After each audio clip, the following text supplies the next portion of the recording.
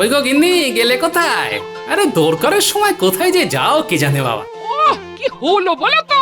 চেঁচিয়ে একেবারে পড়া মাথায় করে ফেললে দেখছি। চেঁচাচ্ছি কি আর সাথে বলি, সবকিছু তো তোমাকেই গুছিয়ে দিতে হবে নাকি? তোমার কোন জিনিসটা আমি ছড়িয়ে রাখি শুনি? যেখানে যেমনটা থাকার কথা তেমনই রাখা থাকে। হ্যাঁ, আহা, সেই গোছানোর কথা কি আমি বলেছি? আমি বলছি যে কয়েকদিনের জন্য আমাকে বেরোতে হবে, তাই পোটলায় প্রয়োজনীয় যা কিছু আছে সেগুলো ভরে ফেলতে হবে তো। সবটাই আমার মেয়েকে ফরমাইশ না করে এই টুকটাক গোছানোর কাজ তো তুমি নিজেই করে নিতে পারো বাবা গোপাল। পারি তো, তবে আপনার মেয়ে কতটা কি পারছে সেটাও তো মাঝে মাঝে দেখে নিতে হবে আমায়, তাই নয় কি? জামাই বাবুর সাথে কথায় পেরে উঠবে না মা। হ্যাঁ, দেখছো না কেমন মুখে মুখে জবাব তৈরি। হ্যাঁ, এই তোমার মুখে কিছুই আটকায় না না?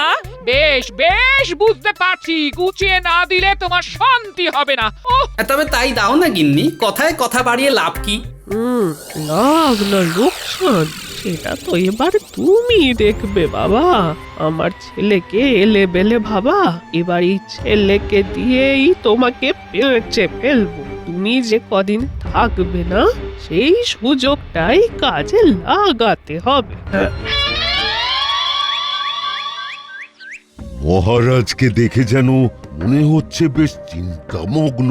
শারীরিক কোনো সমস্যা হলো না তো আবার? না না, শরীর আমার ভালোই আছে, তবে চিন্তা যা সে তো মনে। কেন মহারাজ, মনের কোণে কি এমন বাসা বাঁধলো নির্জনে? ব্যাস, কবি তবে এবার লেগে পড়বে খোঁজাখুঁজিতে। আমিও তো তাই ভাবছি, এবার ওদের খোঁজে শান্তি সিপাই পাঠাতে হবে কিনা। হ্যাঁ, কাদের কথা বলছেন মহারাজ? আপনার ওই প্রতিনিধি দল? হ্যাঁ হ্যাঁ হ্যাঁ, কোথাও কোনো গোল পাকালো কিনা কে জানে। চিন্তা একটা হচ্ছে বই কি। নবাবের কাছে পাঠিয়েছে ওদের, ওরা যে এখন কি খবর নিয়ে আসে। আসবে নয়, এসে গেছে। আরে আরে, এই তো তোমাদের জন্যই তো অপেক্ষা করছিলাম। যেমন দল বেঁধে গিয়েছিলাম সেইভাবেই দল বেঁধে ফিরে এসেছি মহারাজ। আর কাজের কাজও যা করার করে এসেছি। আরে সেই কাজের কথাটাই তো শুনতে চাইছি। তবে তো আমাকেই বলতে হয় মহারাজ, ভালো খবরটা হলো নবাব কৃষ্ণনগরের সঙ্গে অন্য রাজ্যের ব্যবসায় আগ্রহ দেখিয়েছেন। বাবা, বেশ বেশ বেশ বেশ। তবে এখানেই শেষ নয়, কি কি আমদানি রপ্তানি হচ্ছে সে ব্যাপারে নবাব নজর রাখবেন আর যাচাই করে নেবেন। কি মুশকিল! তাহলে চিন্তা তো একটা রয়েই গেল। চিন্তার কি আছে মহারাজ, এতটা যখন করেই দিলাম তখন বাকিটা না হয় গোপালই সামলে দিক। কোন ব্যাপারটা বলছো মন্ত্রী? ওই যে শুধু কিভাবে নবাবের নজরদারি বন্ধ করা যায় সেটা না হয় গোপাল ভেবে বের করুক। সেই ভালো গোপাল, এই দায়িত্বখানা কিন্তু তোমাকেই নিতে হবে। বেশ, নিলাম মহারাজ। মন্ত্রীমশাই যতই ভাবুন এই দায়িত্ব শুনে আমার মাথায় পড়বে বাজ, তবু এ আর এমন কি কাজ। গোপালের সবটাই ফাঁকা আওয়াজ। একে কয়েকদিন ধরে বাড়ির বাইরে, তারপর ফিরেও যেন ঝামেলার শেষ নেই। মন্ত্রীমশাইয়ের কল্যাণে আবার একটা দায়িত্ব চেপে গেল, কিন্তু এদিকে আবার খালি হাতে ঘরে ফিরলেও গিন্নির মুখ ভার হয়ে যাবে। তাই যাই, বাজার থেকে কিছু কিনে নিয়েই যাই একেবারে। শুধু হবে হবে করলে হবে না, কবে হবে সেটা আজ জানাতেই হবে। না হলে আজ আর ছাড়াছাড়ি নেই, জবাব দাও, জবাব চাই। আর না হলে আমাদের মোহর আমাদের ফেরত চাই। আহা, কি মুশকিল! আমি কি পালিয়ে যাচ্ছি নাকি? হ্যাঁ, সব দিকটা দেখে বুঝে তবে তো জানাবো বলেছি। তুমি পালাতে চাইলেই কি আমরা পালাতে দিচ্ছি নাকি? কিন্তু ওকে ধরেছো কেন সেটাই তো জানা হলো না, সেই কথাটাই আগে বলো দেখি। হয়তো গোপাল দাদা নিজেই এসে গেছে। জানি না বললে তো হলো না, তুমি তো সবটাই জানো। এই লোকটি এর ওর কাছ থেকে মোহর নিয়েছিল, কিন্তু তাগাদা দিতেই বেঁকে বসেছে। সে না হয় বুঝলাম, কিন্তু আমি এই কথাটা জানবো কি করে? বারে, তুমি জানবে না তো জানবেটা কে? ইনি তো তোমার নাম করে মোহর চেয়েছেন আমাদের কাছ থেকে। হ্যাঁ, তুমি যখন এসেই গেছো তখন আর ওর মুখ থেকে কেন, তোমার মুখ থেকেই শুনি। বলো দেখি, আমাদের চাকরির কি ব্যবস্থা হলো বলো। চাকরি? কই এই ব্যাপারে কিছুই তো আমি জানি না। এখন জানি না বললে তো চলবে না, তুমিই তো নাকি রাজসভায় চাকরি পাইয়ে দেবে, তাই ওর কথাই বিশ্বাস করে আমরাও অর্থ দিয়েছি ওকে। হ্যাঁ মানে না না মানে ওই আর কি, ওই চাকরি কি আর এমনি এমনি পাওয়া যায়? তাই আর কি।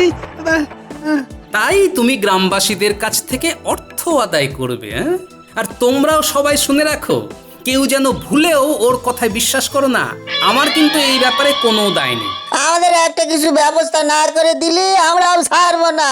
কিন্তু ছাড়তে যে তোমাদের হবেই ভাই, একবার ছেড়েই দেখো, তারপরে আমিও দেখছি কোনোভাবে কিছু করা যায় কিনা। তবে তোমার উপরে ভরসা করে ছেড়ে দিলাম, কিন্তু কাজ না পেলে আমরা কিন্তু আবার চড়াও হব। খেয়াল থাকে যেন। ছেড়ে যখন দিয়েছে তখন ঘরের ছেলে ঘরে ফিরে যাওয়া সুরসুর করে, আমি বরং বাজার ঘুরে যাই ততক্ষণে। যাক বাবা, এবারের মতো বেঁচে গেলাম। তবে সবটাই হয়েছে মায়ের জন্য, তাই ওই মাকে গিয়েই পাকড়াই।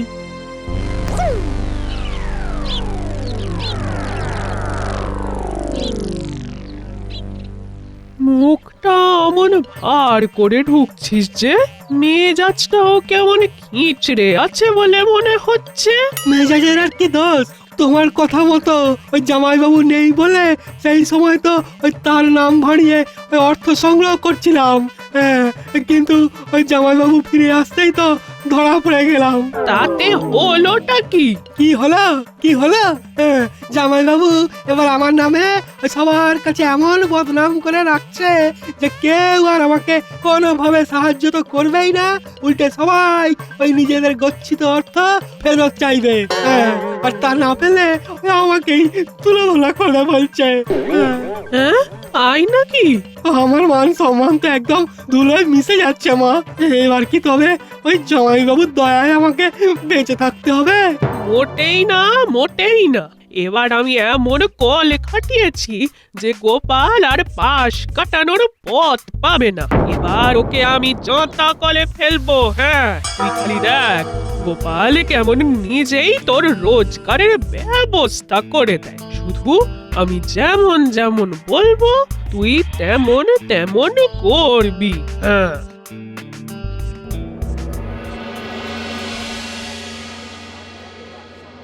আমাদের চুপ করে বসে থাকলে হবে না, কিছু একটা করতে হবে। সেই জন্যই তো মন্ত্রী মশাইয়ের কাছে আসা নাকি? হ্যাঁ, ব্যাপারটা মন্ত্রী মশাইয়ের কানে তোলাও তো দরকার। হ্যাঁ, গোপাল দাদা তলায় তলায় কিছু করলে মন্ত্রী মশাই তো সামলাবেন। কি ব্যাপার, সবাই যে দল বেঁধে হাজির হয়ে গেলে? আমরা কি আর এমনি এমনি এসেছি? আমরা তো বুঝতেই পারছি না যে গোপাল দাদা আর মহারাজের মধ্যে কোনো গোপন আঁতাত আছে কিনা। গোপালের সাথে মহারাজের আঁতাত? না না না না না, এবারে তো একটু নড়ে চড়ে বসতে হচ্ছে। ব্যাপারটা একটু খুলে বলো তো দেখি। সবটাই তো এখন খোলাখুলি। গোপাল দাদা শ্যালককে দিয়ে মহারাজের কাছে চাকরি দেওয়ার নাম করে অর্থ আদায় করছে। হ্যাঁ, বলো কি? আপনাকে এর মধ্যে নাক গলাতেই হবে, না হলে আমাদের গচ্ছিত অর্থ যদি চৌপাট হয়ে যায়। বটেই তো, বটেই তো। না না না না না, এই ব্যাপারে তো আমাকে নাক গলাতেই হবে। একবার যখন হাতে চাঁদ পেয়ে গেছি তখন আর ছাড়ি কি করে? আপনি কি মনে মনে কিছু ভাবছেন মন্ত্রী মশাই? ভাবছি তো বটেই। তোমাদের কথা আমি ভাববো না তো কে ভাববে? শোনো, হয় তোমরা চাকরি পাবে, না হলে গোপালের চাকরি যাবে, তবে অর্থ মার যাবে না।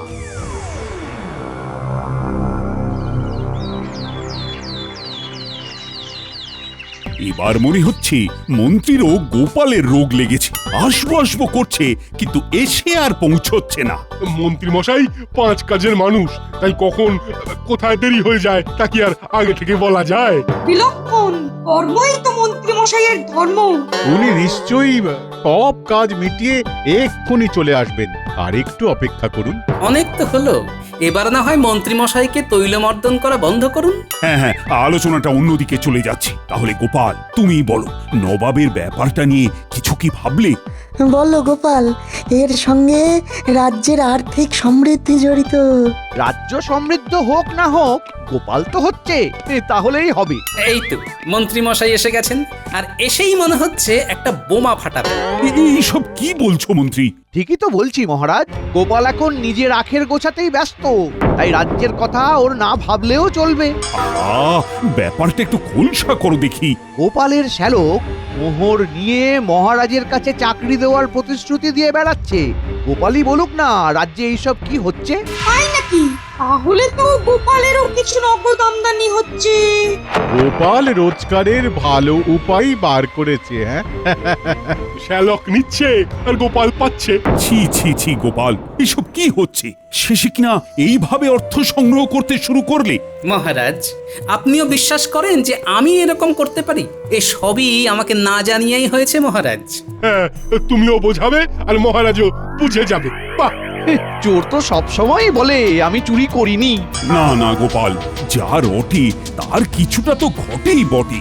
বুঝতে পারছি মন্ত্রী মশাই খোলা জলে মাছ ধরতে নেমে পড়েছে। এখন প্রতিবাদ করেও কাজ হবে না। দেখুন মহারাজ, দেখুন দেখুন, আর গলার জোর নেই, এখন কেমন বিড়বিড় করছে দেখুন দেখুন। শোনো গোপাল, এই প্রচারের দায় কিন্তু তোমাকেই নিতে হবে, আর এই ব্যাপারে যাবতীয় ঝক্কি ঝামেলা তোমাকেই সামলাতে হবে। তাই হবে মহারাজ।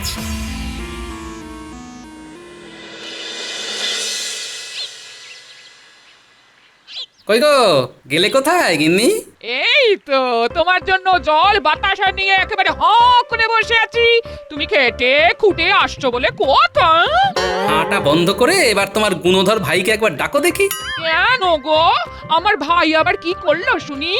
সে যা করেছে তাতে এক ঘটি জলে কিচ্ছু হবে না। এবারে এমন ব্যবস্থা করেছে যে এক সমুদ্র জলে হাবুডুবু খেয়ে অক্কা পাবো। এই হলো মোক্ষম সময়। এই তো যাচ্ছি। বালাই স্যার, আরে তুমি এসব কুকথা বলছো কেন? হ্যাঁ, এসব কথা মুখে আনাও পাপ। এই তো মনে হচ্ছে আবার এক নতুন নাটক শুরু হলো। আমার জামাইবাবু কতটা প্রভাবশালী সেটা বোঝাতে গেলাম লোকজনকে, আর জামাইবাবুই কিনা উল্টে আমাকে অপমান করলো তাদের কাছে। তাই বুঝি তোমার কৃতকর্মের ফল যে আমাকে ভোগ করতে হচ্ছে সেটা বুঝতে পারোনি? দেখলি দিদি, লোকের কাছে ছোট করলো আমাকে, আর উল্টে কিনা বলছে ওই জামাইবাবুর অপমান হলো। না না না না না, আমাকে এই রাজ্য ছেড়ে ওই দূরে কোথাও চলে যেতেই হবে। হ্যাঁ, এইভাবে মুখ লুকিয়ে থাকা যায় নাকি? তাই যাও না, দেখি কেমন মুরদ, যত সব ফাঁকা আওয়াজ। ভাই তো আমার ঠিক কথাই বলেছে, তোমার জন্যেই আমার ভাইয়ের এই অবস্থা। তাই যেভাবেই হোক তোমাকেই ওর জন্য একটা ব্যবস্থা করে দিতে হবে, যাতে সে কোথাও না যায়। যা বুঝছি গিন্নির মুখ চেয়ে হলেও আমাকে শ্যালকের জন্য কিছু একটা করতে হবে, তবে একই সঙ্গে আমার নিজেরও মুখ রক্ষা করতে হবে। কি হলো বলো তো? কি আমার বিড়বিড় করছো? বিড়বিড় নয়, চিড়বিড়। হ্যাঁ, এখানে থাকলে না গাটা কেমন ওই চিড়বিড় চিড়বিড় করছে। যাই, গায়ে বরং একটু বাইরের হাওয়া লাগিয়ে আসি। সে তো করবেই, সাত করে জল বাতাসা সাজিয়ে রাখছিলাম কি না। যাও না যাও, যেখানে থাকলে শান্তি পাবে সেখানে যাও।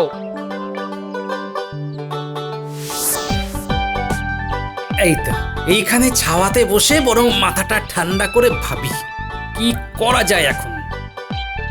এমন কিছু করতে হবে যাতে সাপও মরবে আবার লাঠিও ভাঙবে না। কিন্তু এ কি, বাচ্চারা এমন সময় পাঠশালা থেকে ফিরে আসছে যে? রাজসভা থেকে ফিরে পণ্ডিতের তো এখন ওদেরকেই পাঠদান করার কথা। এ কি গোপাল দাদু, তুমি এখানে? তার আগে তোরা বল দেখি, পাঠশালায় ফাঁকি দিয়ে তোরা ঘোরাঘুরি করছিস যে? আমরা আর পাঠশালায় যাব না। সে কি, কেন? সেখানে পণ্ডিত মশাই শিক্ষামূলক কাজ বলে মাটি কোপানো, গাছে জল দেওয়া, আগাছা পরিষ্কার সব কিছু করায়। তার মানে পণ্ডিত তোদের কাজে লাগায়? এইভাবে আমরা আর কাজ করব না। দেখি গোপাল দাদু, তুমি হাসছো। তোরা না করলেও আমি বুঝে গেছি যে আমাকে কি কাজ করতে হবে। তোরা আমার বুদ্ধি খুলে দিয়েছিস। ও, তার মানে তুমি এবার এই বুদ্ধি কাজে লাগাবে না? একদম। এবারেই তো কাজের কাজটা হবে রে।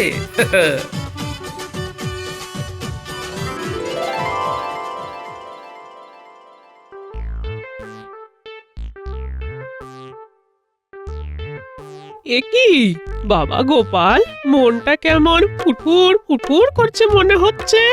আপনার যখন মনে হচ্ছে তখন করছে নিশ্চয়ই। কিন্তু কেন করছে সেটা তো জানতে পারছি না। তার থেকেও যেটা জানা বেশি জরুরি সেটা হলো যে আমি তোমার জন্য কাজ জুটিয়ে ফেলেছি। রে দেখলি তো কি বলেছিলাম আমি।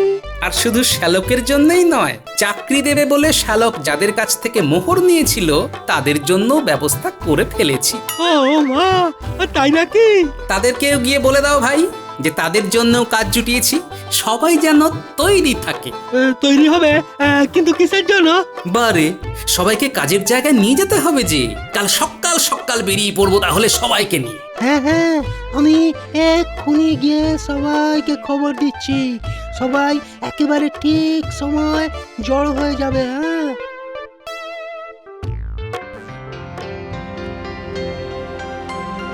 যাবে যাবে তো করছো, কিন্তু যাচ্ছ কোথায়?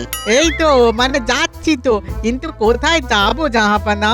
নজরদারি ঠিক মতন হচ্ছে কিনা সেটা দেখতে যেতে হবে না? হবেই তো মানে হচ্ছেই তো। কি সব হচ্ছে হচ্ছে বলে যা, চলো তো। মানে প্রহরী মোতায়েন করা আছে না জাহাপানা, কৃষ্ণনগর থেকে যে সম্পদ যেখানেই পাঠাক না কেন আপনাকে এড়াতে পারবে না জাহাপানা। বাবা, বেশ বেশ বেশ বেশ, এবার কৃষ্ণচন্দ্র জব্দ হবে, ঘোড়া ডিঙিয়ে আর ঘাসটি খেতে পারবে না।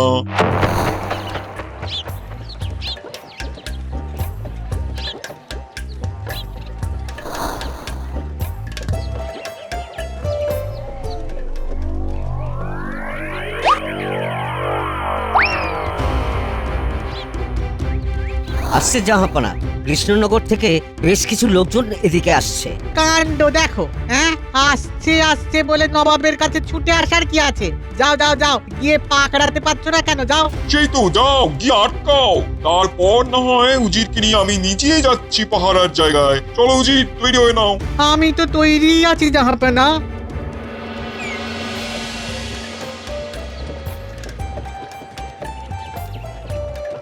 তাহলে তোমরা তৈরি হয়ে এসেছো তো সবাই? হ্যাঁ হ্যাঁ, তৈরি হয়েই এসেছি। মহারাজের কাজ করব বলে কথা, তৈরি তো হতেই হবে। কিন্তু মহারাজের কাজ বলে আমাদের একেবারে মুর্শিদাবাদে নিয়ে চলে এলে যে। কাজ কি এখানেই করতে হবে? আমি তো সেই কথাই ভাবছি। এবার যে আমাকেই সবার কাছে জবাবদিহি করতে হবে। আহা, মহারাজের কাজ কি শুধু কৃষ্ণনগরেই আছে? এই রাজ্য ওই রাজ্য কত দিকেই তো ছড়িয়ে আছে। তোমরা যেখানেই যাবে সেখানেই মহারাজের প্রতিনিধি। এই থামো থামো থামো, তোমাদের এখন খানা তল্লাশি চলবে। জাহাপনার হুকুম আছে। নবাবের হুকুম যখন, তখন হুকুম তো তামিল করতেই হবে। হ্যাঁ, তার মানে আমরা কি চোর না ডাকাত যে তল্লাশি করবে? হ্যাঁ, তা বলে আমাদের দেখতে হবে না গাড়িতে করে কি আসছে? কি সম্পদ রপ্তানি হচ্ছে কৃষ্ণনগর থেকে সেটা তো জানতেই হবে। সব সম্পদই তো আপনার চোখের সামনে আছে জাহাপনা। কি সম্পদ? কেন, এই যে মানব সম্পদ। এটা কেমন হলো? তাহলে বুঝিয়েই বলি, মানুষের চেয়ে বড় সম্পদ আর কি হয় জাহাপনা? মানুষ তো সব কাজে লাগে। তাই তুমি গাড়ি বোঝাই করে মানুষ নিয়ে এসেছো? একদমই তাই। আমার শ্যালকের নেতৃত্বে বাকি লোকজনকে নিয়ে পড়শি রাজ্যে যাচ্ছি। এরা সবাই সেখানে কোনো না কোনো কাজ করবে। যা বুঝলাম তাতে তো তোমাদের যেতে দিতে হবে।